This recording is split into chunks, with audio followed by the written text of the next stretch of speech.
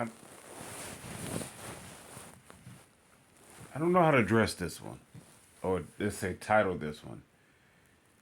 There is a there is a direction that I would like to go with this one.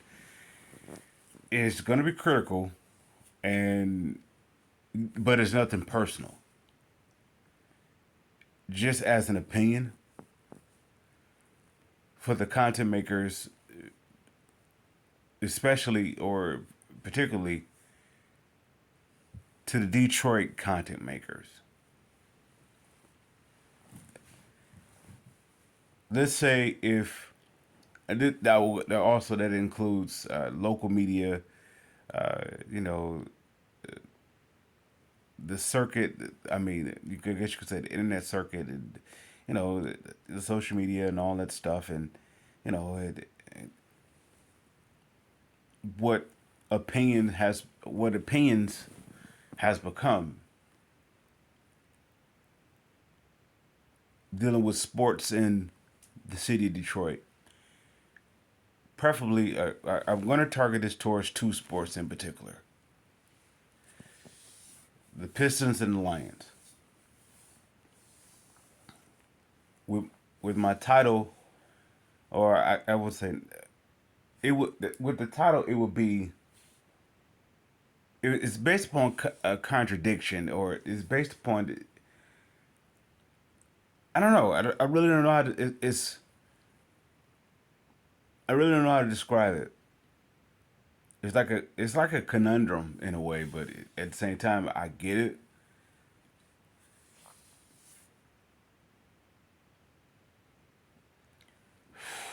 How can I say this? If a content maker is a Lions fan, it's impossible to be a Pistons fan. Now you're going to support it because the representation of the city. I get it, and even the representation of the actual professional sports team. You're going to support it, or you're going to have a comment about it because you have that right to say. With that said, there's no way I. That's why I started off by saying this is not personal. This is not me saying that a person doesn't have their rights, nor should they have their rights to have a comment or to have a or be even be critical or critique or whatever the case may be towards a sports team. The one thing about it when it comes to those two particular teams, if you are a Lions fan, you're going to contradict yourself having an opinion about the Pistons.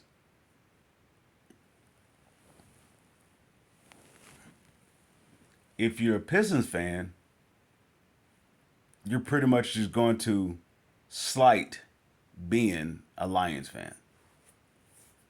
Here's where I'm going with this. This is based off of this off season dealing with both sports teams. It's like a it's like opposite of bookends. I don't know. It's what the let's say what the Lions did in his off season, or let's say what the opportunity that the Lions had to do. All right, let's say with the Lions, they are in more a better position to do what the Pistons is unable to do. Yet the Pistons are in, they're not in the Lions position to do what the Lions typically do. Now, what are we saying about all this? Okay, let's say all right, Detroit Lions have the number six pick in the draft. The number six pick, and with this number six pick, you have possibly a crop of let's say 10 blue chippers, or you could say 10. I don't want to say bona fide stars or studs. You have those who you can not just build a franchise off of, you can actually create a culture with. by picking number 6. Now, picking number 6 in the NBA is like picking number 3, or and that sort of thing. So the Pistons is picking number 5. That is like picking like 15 in the NFL. Can you get a decent player? Yeah, you get a decent player, but you wouldn't really necessarily get the foundational building block for of course, for the cheap, for the rookie salary. So I'm saying this is because when I hear the commentation, or when I hear uh, the YouTubers of, very specifically, a YouTuber, let's say you have a YouTuber that have content on the Pistons and the Lions. If you listen to that content, you will hear how what the Lions fail to do, they take their frustration out on the Pistons. Yet when they're commenting, or they're commentating on the Lions, is never with that. It's like they have the joy of the Pistons' success that they put towards the Lions' mistakes. Say, for example, the Lions, since Troy Weaver, since Brad Holmes took over, he hasn't done anything. In my personal opinion, he hasn't done anything. Somebody said it has a winning record that has nothing to do with them. That has everything to do with the previous regime built for them. He hasn't. If you look at the picks that Brad Holmes is free, we're talking about a combination of off season. That's whether it be free agents, whether it be trades, whether it be draft players. That is the off season, and even coaching hiring. All that is put in this in this pot when you're talking about the off season. If you look what Brad Holmes has done, it's a hit and miss. Right? It's a hit and miss. Yet it's unfair this is where the contradiction kicks in. The Lions is in a position where they can control something they can control. Let's say the pick of the litter is grander than it would be in the NBA. I don't want to say just talent pool, but in terms of just the player is more developed and ready. That's the tale of going to college and so forth, and not being able to cut this, cut that, and this is why NFL system is, it will constantly even when even with the NBA have a down year of, I don't know, offering elite talent or elite building blocks, you still can, you find the cream of the crop. Maybe because there's 6, 7 rounds. Maybe that has something to do with it. Versus having just 2 rounds.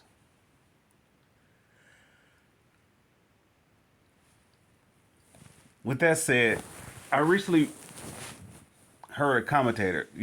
Okay, let's say for example, when the Lions have the number 6 pick and they trade down for the number 6, and they end up with, instead of them getting a on film a top prospect,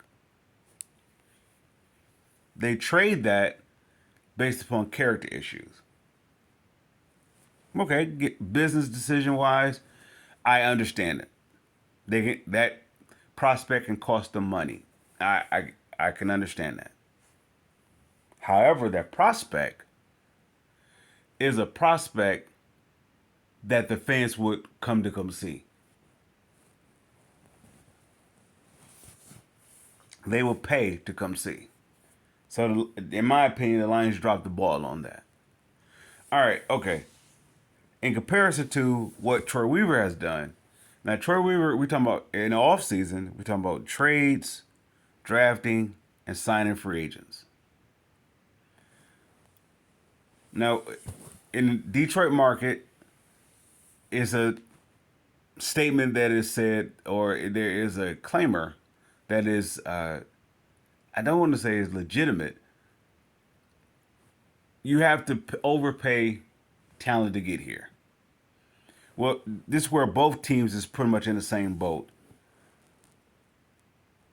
Even when Detroit Lions have the money to go get a top tier free agent, the top tier free agent doesn't come here. The only way that a top tier free agent comes to Detroit is through trade. All right, now that's that A list tier. They can get the B list tier, but they have to overpay it. That was the gripe towards the Quinn Patricia era. They overpaid for B list players.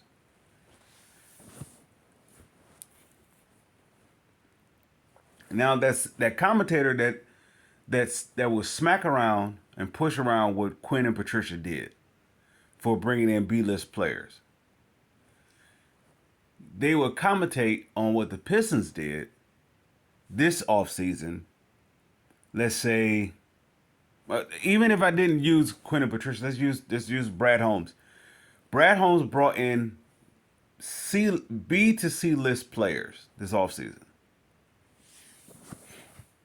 The fans will eat it up as though it's A list talent. So when it comes to the season and those players don't pan out, or they're whatever the case may be, it doesn't pan out to the A list standard. They take that frustration, they have a commentation, and then they will say, "What the Pistons need to do what the Lions did," but whatever that the Lions did hasn't produced anything. Give me something that Brad Holmes has produced. Go ahead. Okay, you say you have Penei Sewell. That's about it. That's all you have. You can say the receiver. You could say Aiden Hutchinson. You could say this or that. None of the trades that he made has panned out.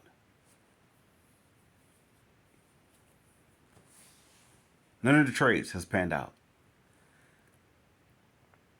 The only piece that has panned out for Brad Holmes is Penei Sewell. That's the only piece that the fans will say, no, we have all these other players. You have C-list talent that he brought in here. That is showcasing on a C-list level. Even St. Brown, the receiver,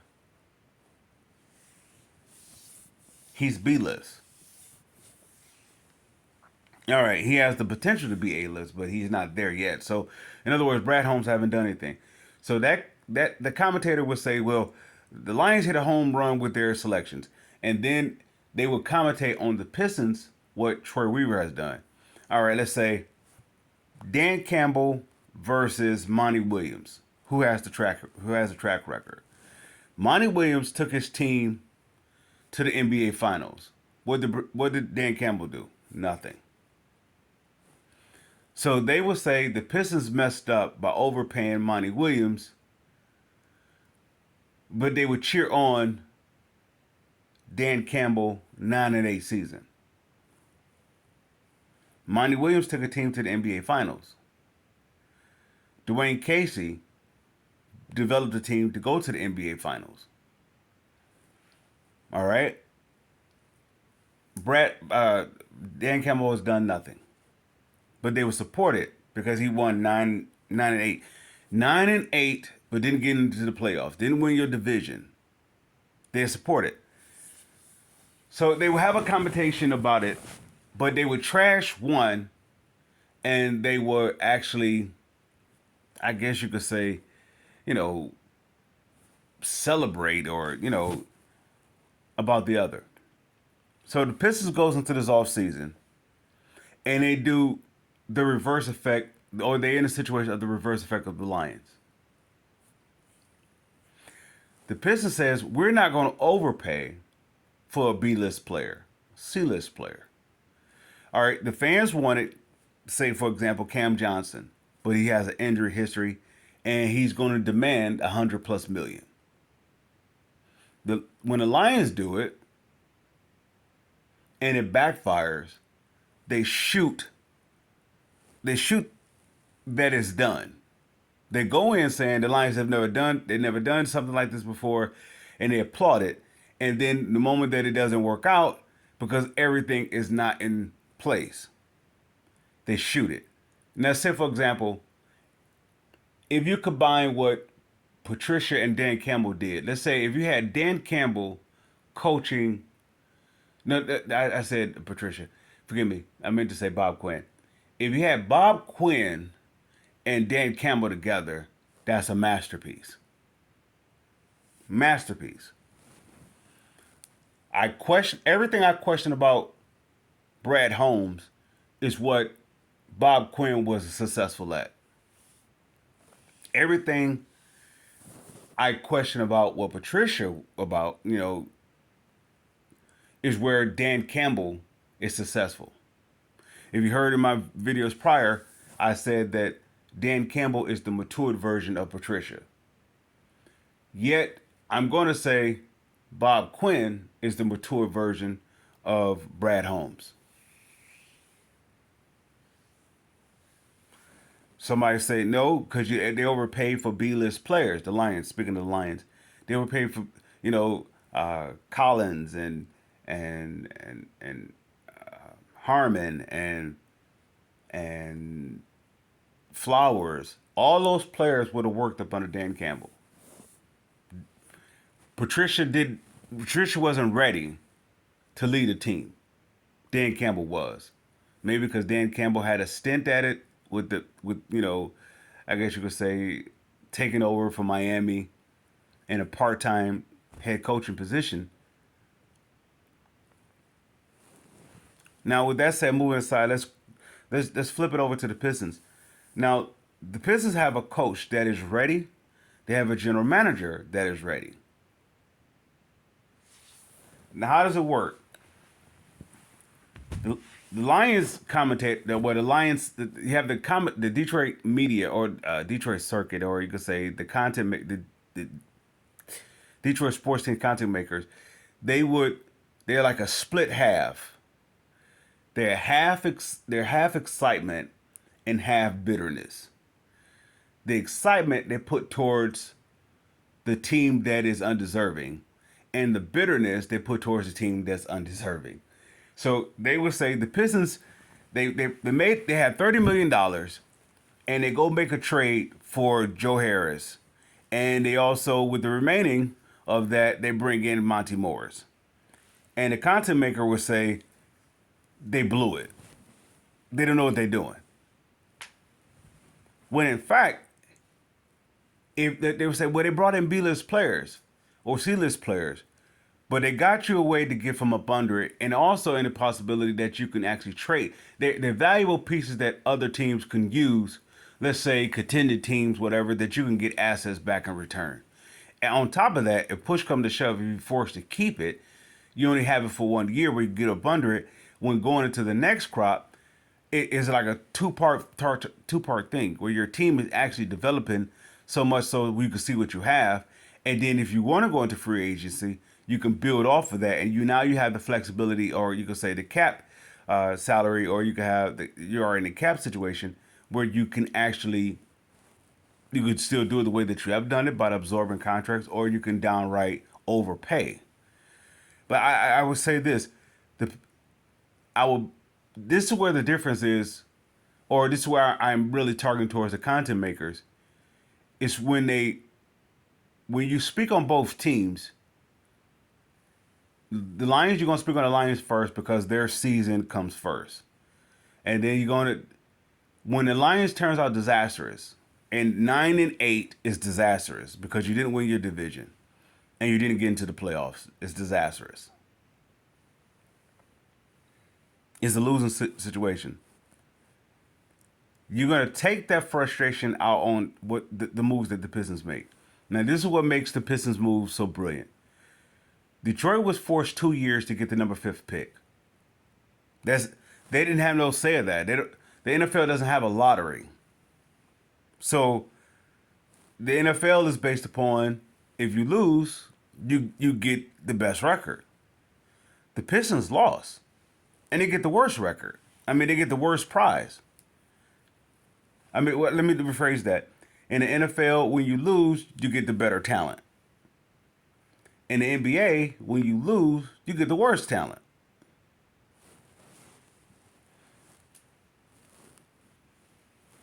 Detroit had forgive me, not Detroit. The Pistons had the worst record, and they end up with the worst odds of getting the best player.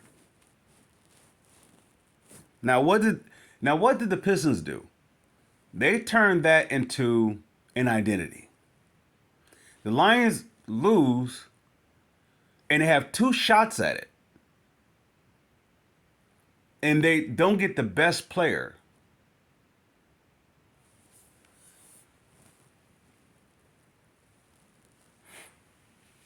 This is why the Pistons is successful. They're not giving anything. Somebody might say, why did the Pistons, they didn't go after anybody. They was going to have to pay twice as much. It's one thing to overpay. Then it's another thing to actually, I guess you could say, it's another thing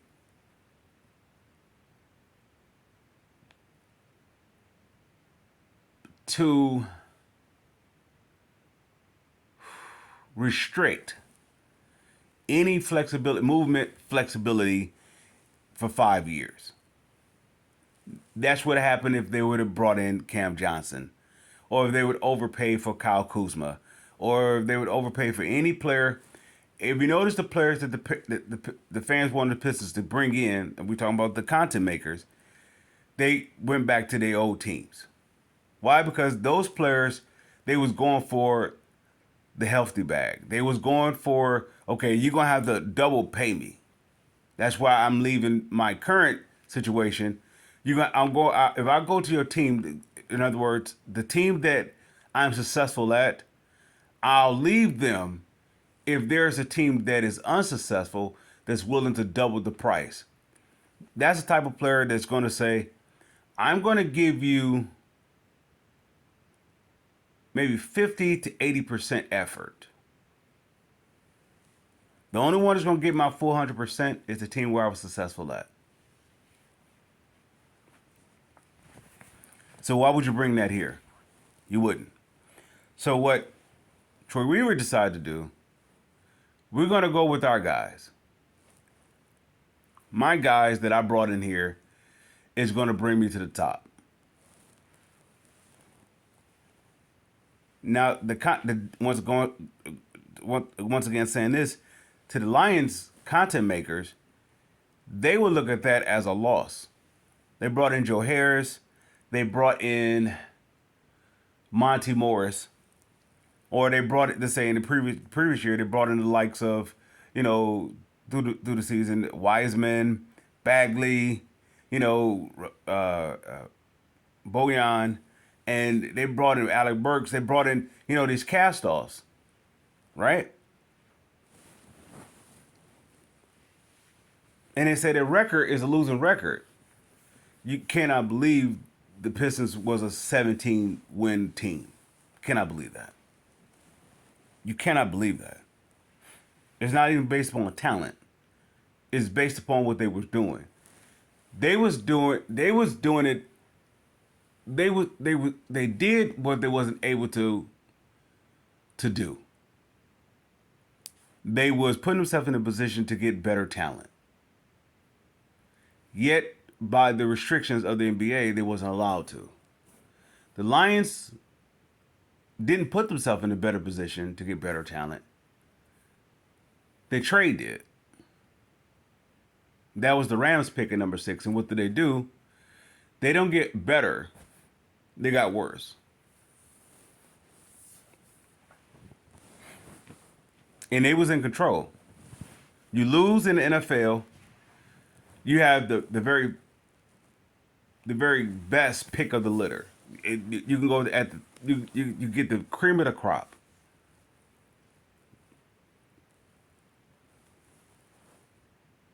The content the Lions content makers will say, well, the Pistons should have went after, let's say for example, Cam Johnson. He has an injury history. He hasn't won anything. They say he's what they need. He's a 3-and-D guy. He's not what they need.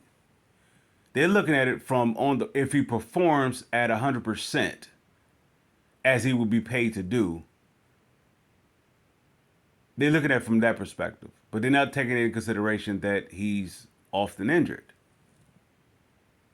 And what is his best accomplishment as an individual? Individual accolades, what's his best accomplishment? And you're going to give that $100 million. How they value Pistons talent, you can see how they value the Lions talent. And when the Lions strike out of getting free agents or having a bad offseason, the Lions fans, forgive me, the Lions content makers, they know that they struck out by going and getting the running back. They're trading down from 6 to get the running back. They know they struck out. They know they struck out. They take that frustration out on what Troy Weaver is not able to do based upon what he's able to do. Troy Weaver is putting the Pistons in a position that they're going to be not just an average attractive team. He's putting them in a position to be an elite attractive team. He's doing it the same way how Jack McCloskey did it and Joe Dumars have done it. The exact same way. He's doing it in the way that they're forced to do it. Now, if you look at when Joe Dumars had a losing record, they will always be picking number 9. Number 9, number 9, number 9. If not, it's worse than that. The only time they was picking number, like in the top 3, top 5, is when it wasn't their pick. Of course, you could say it was their pick with the Grant Hill thing. That was their pick. When you're talking about the Darko situation, that was actually the trade with the Memphis. So that really wasn't theirs. Sort of what the Lions did with the 6th pick. That really wasn't their pick. That was the Rams pick. And they both, in my opinion, they both squandered it. However, that year that the Pistons squandered it, they won a title. Because they was getting the pick at the time when they was actually potentially elite. They was going into, bringing in Carmelo. Not Carmelo, Rasheed Wallace. They was coming in bringing in Rasheed Wallace. So after they got Rasheed Wallace, they took off. They was elite. So the Darko pick was a bonus pick. That was supposed to take them after their playoff, off their elite run. That supposed to take them from the next, I don't want to say decade, but the next 5-10 years. They're supposed to take care of them then. That's where they dropped the ball at. The Lions, on the other hand, the Lions is 9-8.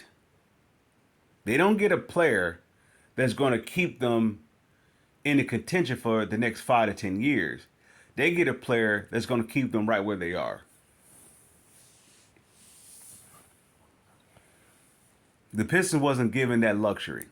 If so, the league knew if you were to put Victor with this team, there's no way they're going to lose. There's actually no way.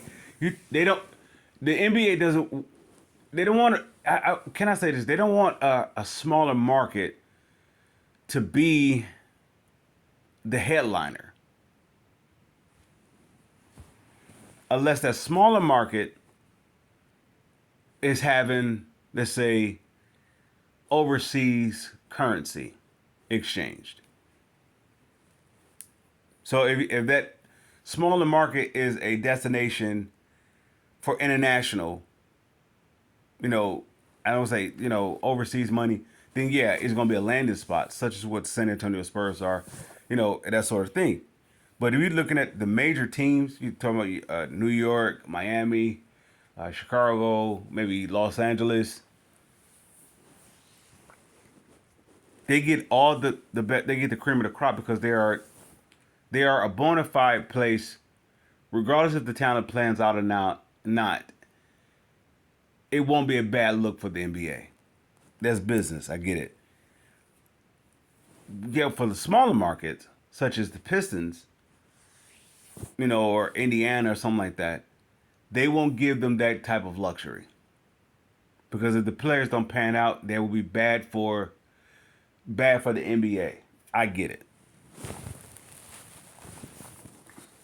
Now, with that said, we'll wrap it up with that. We'll wrap it up with that, and we'll say that in comparison to of the two off seasons, my the name says it all. I'm not a Lions fan, but the Pistons are champ ready. The fan would look at it as the Pistons have a losing record. They've been losing for so many years. But you can go on film and see how the Pistons have been successful, doing it the way that they do it. You can't go on film and see anything how the Lions is successful. You go on film and see how individuals are successful. There's a difference.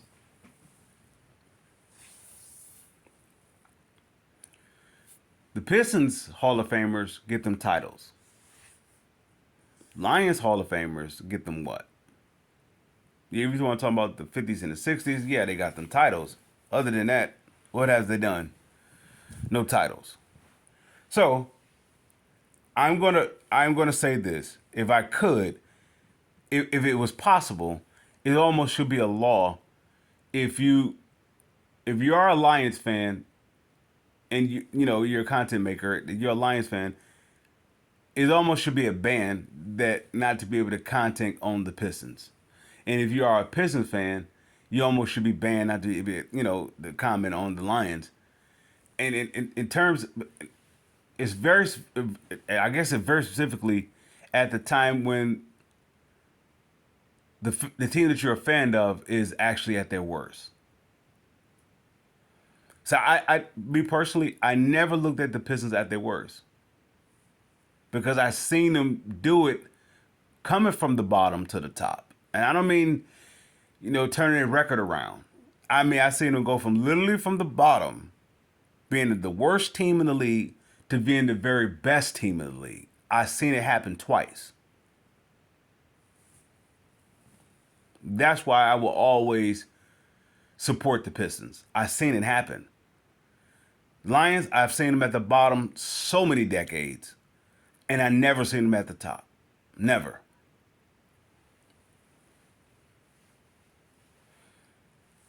Yet that fan that will support the Pistons, that will support the Lions, will be extremely critical. It is like they would take their frustrations on what the Lions do or don't do out on the Pistons. When I hear a commentator says the Pistons should do what the Lions do, that's the most absurd. That is I don't know, man. That is crazy. The Pistons should never do what the Lions do. I mean, never do. Never. I mean, absolute never do what the Lions do. Stay away from the Lions as much as possible. Pistons are successful not being not being the Lakers, not being Boston, not being the Bulls, not being even the latest run, not being the Nuggets, not being Miami, not being any team, the Bucks. They're successful when the Pistons are being the Pistons. The Pistons have an identity, and they're going back to form to it. Every time the Pistons as an organization go away from that formula, that foundation, that blueprint, it's disastrous. If you were to flip that coin, the Lions doesn't have a foundation at all. They don't have one. Their foundation, if they were to be successful, they had to go back to the 50s, 60s. They had to go back there. Maybe even before then. But they go away from that too. That was successful, but they go away from it. Anyway, we'll conclude with that. I overall, the Pistons have or has had or is having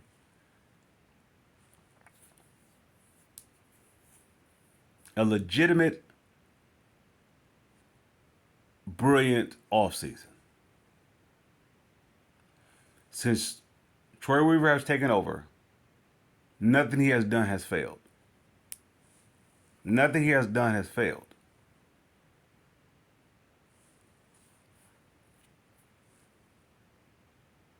Pistons fans, somebody could say, well, this didn't work out. This is not working out. That's not working out.